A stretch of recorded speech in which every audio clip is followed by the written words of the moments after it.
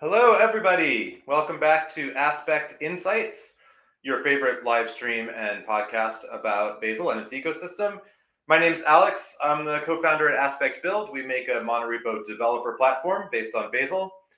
It's great to be back on. I took some time off for the summer to go traveling, took a road trip to all of the national parks in the state of Washington, had a great time, and missed standing here in front of this lectern with you. Today, super excited to have one of the preeminent Bazel experts. Everybody knows Fabian from his contributions to Bazel. In fact, I believe he has the most contributions on the Bazel repo for any non-Googler. And recently, Fabian started working at BuildBuddy, and I'm excited to welcome him to the show. Hi, Alex. Glad to be here. Yeah, cool. So our topic today is going to be about Bazelmod, which is the new package manager system in Bazel. Before we jump into that, let's do a couple of intro bits. So maybe to start with, tell us a little bit about what you, how you ended up at BuildBuddy, what you've been doing there. Well, it just so happened that my previous company was Contelligence, and they were pretty heavily involved in all kinds of Bazel because customers use Bazel. We use Bazel for a monorepo, or open source software used Bazel, and that just sort of naturally led me to work with and also contribute to Bazel. And at some point, I just thought that Bazel is fun and fast and correct builds are important. So why not make this my full day job? And that's how I ended up joining BuildBuddy. As someone who's sort of mostly focused on contributing to Bazel and the community and rule sets around it. Yeah, that's it's really exciting to have you sort of full-time on Bazel. How would you describe your role at BuildBuddy? Are you still working on open source? Are you working on product? Well, the nice thing is the main product is also open source. So I feel like I'm currently 100% working on open source, and like it's hard to assign a percentage to it, but the vast majority of my time I spent contributing to Bazel rule sets I maintain, such as Rules Go and Gazelle, and also like being active in the Bazel Slack communities. And then there's also, of course, always some part of like interfacing Bazel with BuildBuddy and remote execution in general and making that work better. So that's also an important part of my work. Yeah, it's fantastic that you have so much of your work hours that you can dedicate to working on the Bazel repo itself. You mentioned Rules Go just then. I think it's an exciting announcement just this week. As everyone is aware, the Linux Foundation has been getting involved. We've taken BazelCon to be run by the Linux Foundation, but we also now have a technical steering committee for the Bazel Contrib GitHub org, which is we originally created as part of the Rules Authors Special Interest Group. That's now owned by the Linux Foundation, and as a result, that means that the Google Open Source Program Office, who owns all of the intellectual property in the Bazel Build GitHub org, has just as of a few days ago approved the transfer of a bunch of repos that are really community maintained out of the Bazel Build org and donating them to the Linux Foundation. And I know Rules Go and Gazelle are both near the top of that list to be transferred. So this is great. It means that it mostly means that there's another funding mechanism that we can use to keep those things alive. Which is great, yeah. One other quick announcement, speaking of Linux Foundation, is that we had a discussion about the Bazel Skylib repo, which is sort of at the bottom of the dependency graph of a lot of Bazel modules, and has always been maintained by Google, but it's been difficult to get contributions there. The scope has been kind of limited. There's recently, if you look at discussions 3 on the Bazel Build GitHub org, there's an announcement that they don't really intend to continue development of it aside from bug fixes. So we felt that Aspects Bazel-lib is a pretty close, is sort of the next in line to be that fundamental library, but of course it has this vendor-specific name and it's been owned by Aspect, so we're going to donate that to the Linux Foundation, and Fabian is helping us with maintenance there, which is going to be awesome. So probably that'll become Bazel Contrib / Bazel-lib, and yeah, I hope that means it'll get wider adoption and more contributions, of course. So with those announcements out of the way, let's get to our topic for today, which is Bazelmod. as a recap, I think probably everyone in the Bazel community has already heard a fair amount about this. It's been the major feature rolling out over the last couple of years. But Fabian, would you like to sort of give us a recap about what's good about Bazelmod, why people are excited? Yeah, definitely. I mean, hopefully you already all are excited, maybe a bit scared by the migration, but excited by its promises. I want to keep this short because some of the points are pretty clear. With Bazelmod, you get, for the first time, proper first-class handling of your transitive dependencies and the versions of all your dependencies. With Workspace, this was all a big mess where sort of everything had not even quite first come, first wins semantics, where sort of the first definition was just the definition and everything after it, well, it might show up, it might not. We were never really sure which version got selected, had to care about all transitive depths. All of this is taken care of with Bezelmod. So that's the most important bit and the most relevant one. But I also want to highlight some others that may be less prominent, but also important. And the major one is that this allows the community to solve every given problem only once. So if there's a module, think of some complicated C++ thing or some rule set that is no longer that well maintained, but still useful, if someone figures out how to make it work, they can add it to the Basal central registry, and then everybody can depend on it and just use it. So you will probably need less patches over time, less forks, and less rules for CC, CMake build scripts for C++ dependencies that you just didn't get to Bazelify.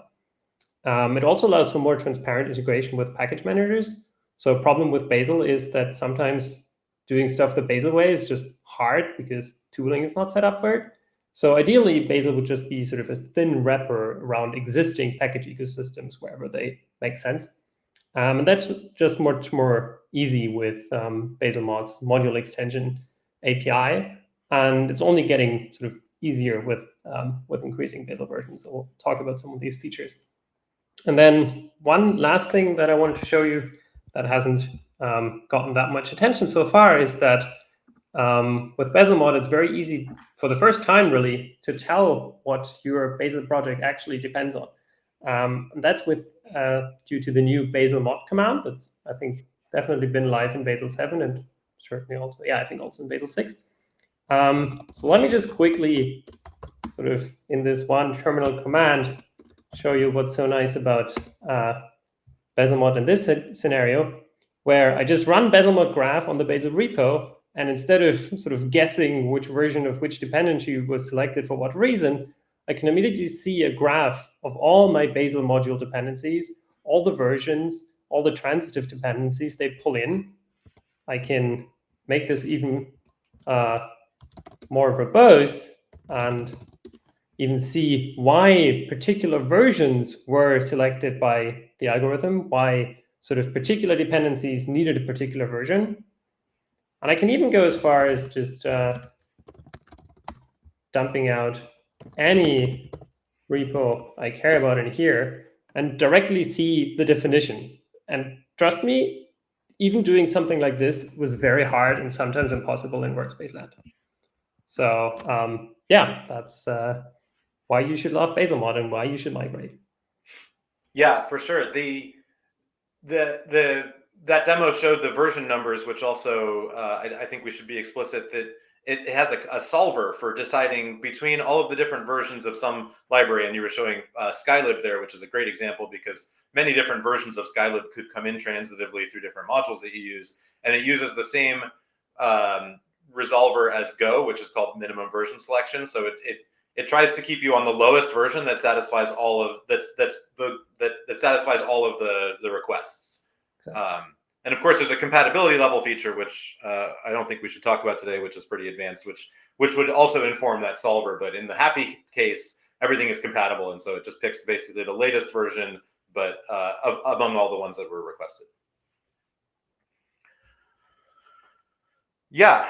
So I think that covers it pretty well. So really, like the reason that we're talking about this again today is that now is a good time to migrate, and there's a lot of documentation out there that indicates that it is a good time to do it. So if you've been delaying the Bazelmod migration for your repo for your company, it's probably a good time to schedule that work to happen soon. And so let's talk a little bit about what that migration looks like. I've certainly done a few of these migrations. This is one of the services Aspect offers, is some consulting to help you do with this migration. The first thing we recommend is actually doing the Basel 7 upgrade if you haven't yet. Bzlmod's available in Basel 6, but there's a lot of bug fixes, and so our take is that if you were to adopt Bazelmod and then upgrade to Basel 7, you will have had to fix a bunch of things for Bzlmod that would have been easier if you were on Basel 7 first. And even if you're on Basel 7, you should definitely use the latest version, so 7.2.1, because that has some important bug fixes for issues that were only discovered later. Yes, excellent point. Of course, the essential tactic here is to do the migration one piece at a time. Unless you're in a small toy repo, you're not going to do a big bang where you delete the workspace file and move everything to modules, do all the upgrades, and just land it, because it's a big and complicated migration. Of course, that adds a lot of risk. If you were to try to do that, then your PR might land and then get reverted because you missed something, and then you end up trying to chase other changes that are landing. Just not a good practice in a big repo. So how to break up the migration? Go to Basel 7.2.1 first. Even for that, you might want to turn off some of the new flags that were introduced in Basel 7. For example, incompatible sandbox hermetic temp, which I think you worked on, right, Fabian? Yeah, I flipped it, I worked on it, and now most bugs should be fixed. I think it's pretty clean, unless you do something like communicate with a Docker socket /temp in your tests. I think you should be fine. Yeah, it's a great feature, but it is breaking, and so it certainly was breaking in one of the repos I worked in. So this is just an example of doing the migration one step at a time. Try going to Basel 7.2, but turn off some of the flags, land it. Then you can then opt into those flags and go to the default setting, which is the same one. Then you're ready, but when you go to Basel 7.2, you would say --no enable Bezelmod, or put that in your Basel RC file, because you're doing one upgrade at a time. First, you're going to Basel 7, but you're staying with workspace. Then you would land a pull request that is just the enable Bezelmod flag with the minimal amount of extra stuff added. By the way, there's a great blog post from EngFlow. Mike Bland did a quite a long treatment of this upgrade. So let me paste that in the comments here and in the show notes. Definitely worth looking through that. I read through that last night, part of preparing for today's show. The one rule set that he points out there that is especially difficult is rules Python, because rule sets can always decide to have conditional logic based on whether the enable Bezelmod flag is turned on or not, regardless of whether you've opted that rule set into your module.basel file. So rules Python, all of a sudden the behavior just changes as soon as you flip the enable Bezelmod flag, and you're kind of forced to migrate that at the same time that you turn the flag on. I think rules Python is the only one I know of that is totally different. I'm sure there are other rule sets that are slightly different, like you may be forced to rename some attributes or something. Yeah, but I think mostly stuff should keep on working. So at that point, your main problems will be some things like paths or repo names that change slightly due to enabling Bazelmod. But if your modular Basel file is still empty, which is a good start, then you shouldn't really have any of these problems yet. So most other stuff should just remain in workspace, keep on working, and then you can migrate. Well, one by one is sometimes a bit difficult. So I guess one recommendation is to migrate a small block of stuff in the beginning. So some things like Basal Skylib and platforms, these things you should sort of migrate, but that's usually trivial. You just add a Basal dep for the thing with a new module name, and maybe you can set the repo name attribute to rename it to whatever you used to refer it. And then you're usually good. And then some things like rules Go and Gazelle, you should probably migrate at the same time, because otherwise mixing workspace and module dependencies that sort of are tightly coupled can be very difficult and just not work. Yeah, essentially you're following a dependency graph, and so things that are connected in that graph you may need to migrate together. There are also rule sets like rules proto gRPC and I guess rules Docker, where they have rules that depend on sort of all languages at once. And I definitely have seen that makes the translation more complicated. Yeah, that's true. So these rule sets, there is ongoing work to improve that and to cut them up into smaller modules, but that's not there yet, mostly because not all maintainers have had sort of generous time budget to come up with something that's very idiomatic Bazelmod. But that will happen over time, and then these things will get much easier to maintain for users. Yes. I should go back and add a couple of notes to the discussion we've already had. For Basel 7, you may need to upgrade rule sets in order to have compatibility for Basel 7. We have a list of minimum versions for some of them. I feel like maybe in the future, when we have a major release of Basel, it would be nice if the Basel team in their blog post, let's say when Basel 8 comes out, if it listed, this is the minimum version of all of the popular rule sets we know of that you need to be on. We might be able to even extract that from the Basel Central registry because it has now a version testing matrix. So we could say any version that has been tested on Basel 8, we know that you can use that. Yeah, that sounds good. I mean, I think there's the blog post you link that covers many tricks, many pitfalls. So I think what we want to do is we want to focus on the things that aren't in the blog post, or like some more recent developments that make migration easier. Yeah. So one thing that's already in the blog post and that is sort of very much made for migrations is the use repo rule directive. So that allows you to sidestep all this funky module extension business that Bazelmod introduced for good reasons, and allows you to essentially copy-paste your repo rule usages from workspace to module.basel. There will be no load statement, so instead of loading a repository rule, such as HTTP archive, you would just use repo rule it, so that one line will need to change. But afterwards, you can copy and paste over the usages in your workspace file. So that works pretty nicely. So once you've completed your migration to a certain step where all your Basel dApps are migrated, the rest is usually very easy.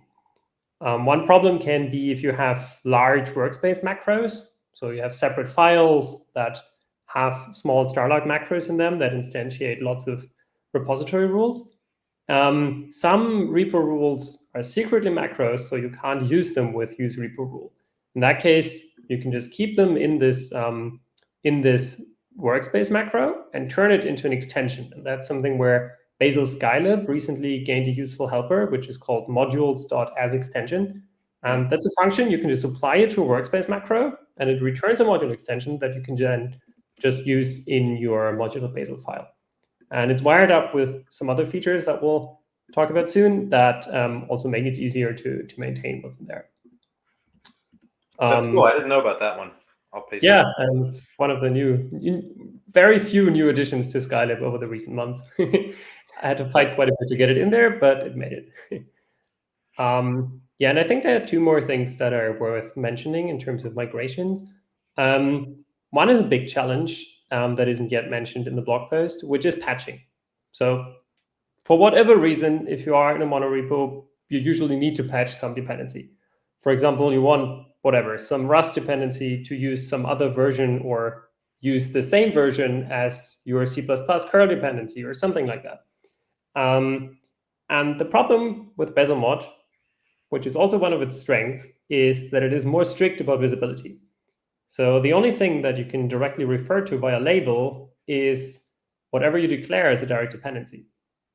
But that also means if you want to, say, patch your version of curl into some transitive dependency, that transitive dependency won't see @curl, because that's just something that your root module sees. And that's a problem when you patch. And that's something that's currently being worked on.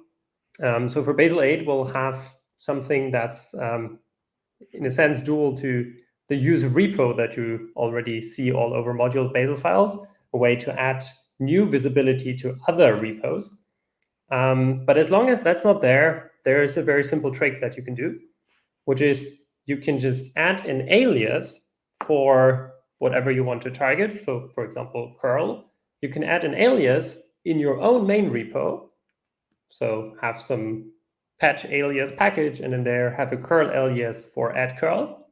And then in your patch, you can reference that with @///, which is the new way to reference the main repository, and that always works. And then just reference the target underneath. That's much better than hard coding these funky repository names that Basel generates with Bazelmod, because they are subject to change and very long. And yeah, you shouldn't hard code them in build files. So the alias approach is something that you can do there. Yeah, that's cool. All right. Well, so you mentioned that folks already have these workspace macros, which was a way of making the workspace file shorter and moving code out. I know one of the early complaints about the module.basal file was that it was this gigantic long thing. You want to tell us about how to solve for that problem? Yeah, this is a nice feature that Shudong recently landed, which is a way to segment the module file. So for some reason, let's just say for good reasons, you can't just load in a module file. That's mostly because if you were to allow load in module, it would turn into workspace. It would be slow. It would not parallelize. All sorts of bad consequences would come from that. So the model for module.basal is a bit more restricted. You cannot load from arbitrary files. What you can do is that you can include, that's what the function is called, you can include files. And that essentially is the same as include in C++. So you're mostly textually including some other Bazel file, but in a smart way. So for example, the variables won't conflict, so it's not really textual inclusion. Let's call it semantic inclusion. It's as if the statements were evaluated at the point where you call include, just with no worry about colliding variable names or like state being shared between the two files. And this is very nice if, for example, you have authorization in your repo set up by code ownership, because in that case, you can, for example, continue to have a go.module.basal file that has all the Go depths in it, and then a js.module.basal file that has all the JS files in it, and then just load them from the central module.basal file. Right. Yep. So the other reason, of course, to have multiple files is to avoid merge conflicts. Merge conflicts in the module file, I don't feel like has been a big problem, but in the lock file, they certainly are. But of course, with Bzlmod came a new lock format with a new semantic for locking, which just didn't exist in Workspace. I guess there was a flag in Workspace to like produce the resolved version, but nobody really used that. Maybe there was is there even a command under Basal sync that updates? Well, whatever. That's the old version, so there's no point talking about it. Let's not speak about it. Yeah. So let's talk a little bit about the lock file. I feel like when Bzlmod first landed, the lock file was kind of a wart where the community was like, wait, this doesn't really work. And we said, oh, you know what? Actually, you can pass a flag to just not make a lock file. Maybe you should ignore it. But I think this has improved a lot. What's the latest there? Yeah, so I think there were two phases. So when the log file first came out, it was both like riddled with a few bugs and also very verbose and unstable. And then over time, we fixed all the bugs, which was pretty hard. Essentially, you're sort of encoding Basel's correctness guarantees in file system content. That always is scary. And there are a lot of like things that can go wrong. So I'm pretty sure that we're at a stage now where you should always enable it and maybe ignore it if you're sort of not ready to always make it strict. But you will benefit even if you do that, because it's incremental now, which means that whenever you add a new Basal dep, you will just fetch information about that one particular dep and maybe its new transitive dependencies. Everything else will be read from the log file and from the cache. So all your Basal updates, everything will be much faster in the part where it accesses the Basal central registry when you use a log file. Just for that reason, do use it. The same holds for extensions, which also cast through the log file. And I would say that with Basal 7.2.1 and also Basal 7.3.0, which will come out soon, I think that you can take another step at actually committing the log file. So the format is now much less verbose. It now borrows heavily from the Go sum model, where it's just sort of a list of hashes of files that went into resolution instead of listing all the results of sort of whatever the log file logs. And also, there is now a mechanism for extension authors to say, my module extension is known to be reproducible. It doesn't need a log file. For example, because there's also some domain-specific log file, like the Go sum file for Go or the PNPM log file for JavaScript. Whenever there is such a log file, you don't really need to log that information again. And now most rule sets have been updated. So if you go to the latest version of each rule set, you should see entire large sections of your log file disappear because they're just duplicated information. But there are also now rule sets that make very good use of it. So for example, rules Python has a mode where it uses the Basal downloader to download Python dependencies. And in that case, it actually uses and needs the log file, but that information is no longer duplicated. So you don't have a Python log file anymore, you just have the Basal log file. And over time, that's sort of where we want this to go, that sort of the only information in your Basal log file is that which isn't covered by any other log file. And at that point, and I think we're pretty far on that path, at that point, it would make sense to actually commit it. Okay. Yeah, the Python case feels like something I should go look into a little bit. There is a lock file for Python. We have a pip compile rule, and there are cases where you want your non-Basal workflows to also get the correct pin dependencies. Just as an aside. But I mentioned merging as well. I know that you worked on a git merge driver, so this is a way, if you do have merge conflicts in your module file, and folks on your team are willing to run a command to add something to their .git folder that essentially registers a program, you've written a program that does the merging automatically for you, right? Yeah. So you need to set it up once per developer, which is a good thing because running arbitrary stuff on git merge would be a security issue. So you need to set it up once, and then you can keep forgetting about it. So it's just a one-time setup. Yeah, cool. So folks should look for that too. So I know you worked a lot on Rules Go, and Rules Go, when it migrated to Bzlmod, needed to move the declaration of all of the third-party Go dependencies, which then caused a regression in developer experience because instead of it automatically being managed by running the Go tidy tool or Go mod tidy, now you had the problem that all these use repo calls had to appear in the module file. But you've made a fix for that as well, so you could make a pitch for your Bazelmod tidy. So there is Bazelmod tidy. I was not very imaginative with the name. The idea is that with Bazelmod, you need to specify all your direct dependencies. So not everything, but the direct ones, you need to explicitly bring into scope with a use repo call. And that can be problematic for rule sets that use or represent one dependency as one repo instead of just as one target, like, for example, rules JVM external does it. And for example, for Go, but also for Nix packages, that just doesn't work. You need an entire repo to represent a dependency. And in that case, you can use Bazelmod tidy to automate the generation of these use repo calls.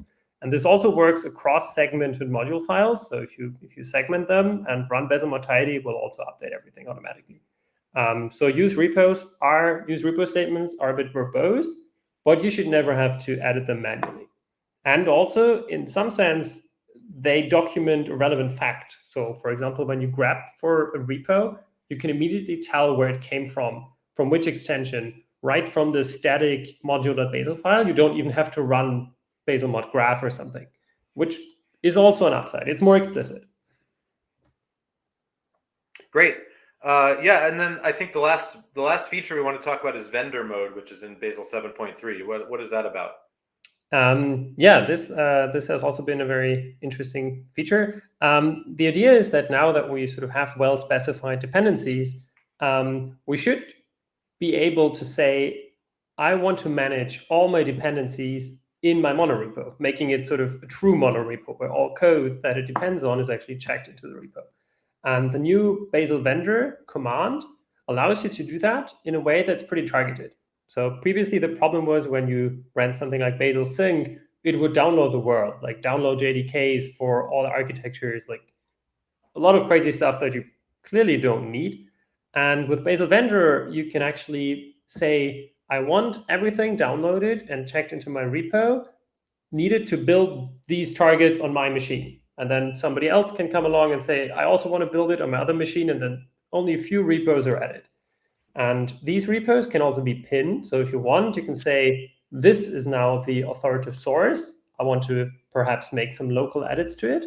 Please don't sync this back with the actual dependency contents upstream. Or you can say, I want a faithful copy of whatever the module or the repo does upstream. Please, whenever I update my versions in my module.basal file, update the content that I have rendered. So you have full flexibility, and it can be very targeted and doesn't introduce as much bloat as it used to in workspace mode. Yeah, that sounds like it's probably useful for companies that need to do air-gapped builds, like if you're doing robotics, self-driving cars, that kind of thing, and you have engineers in the field who need to be able to do builds on their machine. They're less likely to suddenly rely on their cell phone to fetch, like a giant SDK or something. Yeah, I would say if you're a small company, if your repo isn't that large, maybe don't use Bazel vendor. I think it's sort of, you will need to use it, then you will know that you need to use it. But if you do, it's a much better tool than what we had at our disposal with Workspace. Okay, well, that's all excellent.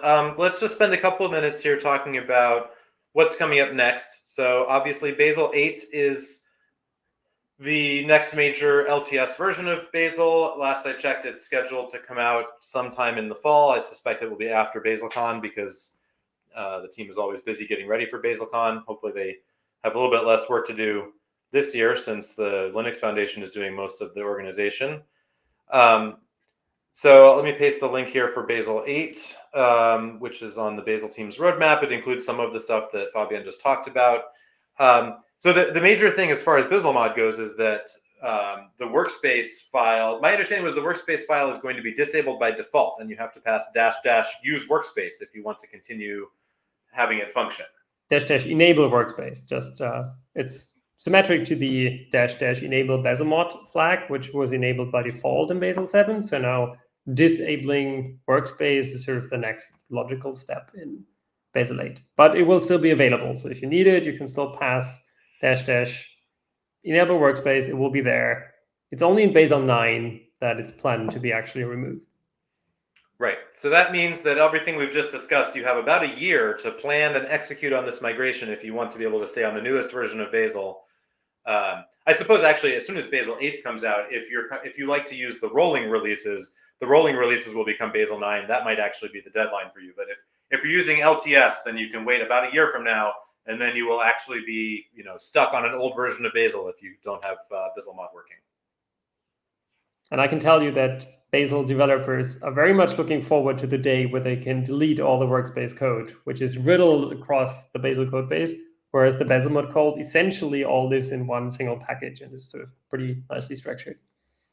Yeah, I think that's a nice reminder that we've spent most of this half hour talking about the work that we're giving you to do, and we're sorry that, I mean, as a Bazel community, we don't want to sort of have churn and make you do work, but I think it's worth it. There was one comment on Bazel Slack, I'm sure you saw just in the last couple of days, where someone said, "Hey, this isn't the question. I just want to let you know that Bazelmod made my stuff way easier with Workspace. I was always suffering. I couldn't figure out why it was broken. Upgrades were hard and scary. I know a lot of companies, a lot of developers avoid changing the Workspace file because it's the coupling is so surprising. And so hopefully after you've done this work and you're on Bazelmod, you will enjoy it, and you'll feel that it was worth it." So yeah, with that, is there anything else? I know we had a few other things to talk about. You mentioned patching already. I guess we have two other features that we're working on that are worth mentioning. Do you want to tell us a little bit about your SBOM initiative? Right. So now that we have a central Bazel registry, so essentially a package manager for Bazel-aware packages or projects, we also want metadata for it. I guess the magic word is SBOMs. The idea being that, as I just showed you with Bazelmod graph, as easy as you can sort of see locally which versions of modules you are using, it should be similarly easy to just say, hey, I have this target in my build that I deploy to customers. Can you please give me all the licenses and package metadata attached to it? That's a huge initiative led by Tony Ayudo and others. I think VMware is also sort of very involved in that as part of the rules license repo. And one subpart of this is making sure that this metadata is there for Bazel modules, so for everything that's in the BCR, as well as module extensions. And that's something that I've been working on for the last few weeks, and we'll also continue working on. So we now have ways to easily attach package metadata to Bazel modules. So expect that to show up in the registry anytime soon. And this is also kind of interesting.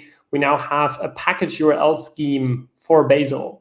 So that's essentially the one URI scheme to rule them all for package metadata. And if you see something that starts with package : Bazel/, you will know that that now is sort of the identifier for a module that lives in the Bazel Central Registry or any other registry that is still to be created. Yeah, that sounds neat. We've also got a related initiative that Apu from the distro-less team at Google was championing, and we just, I think this week, signed to implement a package, attestation of provenance for Basal modules. So similar to SBOM, this helps you determine whether the module that you're using, like you download an archive file from the registry that is ruleswhatever.tgz. Now you can, with this attestation, you'll be able to cryptographically assure that the content of that file was built from the sources of that repo at that tag. Using GitHub Actions, they actually sort of lock down the runner machines so that they can provide that guarantee. Then the guarantee is encoded as a salsa attestation. There's some format, and then that goes into a central storage. I think then there will be some work after that so that Basal itself can verify that the packages that it downloaded are attested in that way. And then you're guaranteed that there's no sort of supply chain attack on the Basal modules themselves, where the package you're downloading doesn't represent the code that was written. Obviously, ever since the security fiasco with what library was it? XZ. Yeah, that was everybody's reminder that when you're downloading packages that have been built already, you might want to check whether they were built the way you think they were. Well, great. That's the end of the outline that we had prepared. Thank you so much for coming on today, Fabian, and explaining this to everyone. Yeah, thanks for hosting me. Will we see you at BaselCon this year? Yeah, probably we'll see. I'm not entirely sure whether I can attend, but I'll definitely be there virtually if I can. So okay, great. Well, yeah, thanks for coming on today, and of course, thank you for your years of effort and excellent contributions into the Basal ecosystem. It wouldn't be where it is without you. Thanks. Okay, take care. See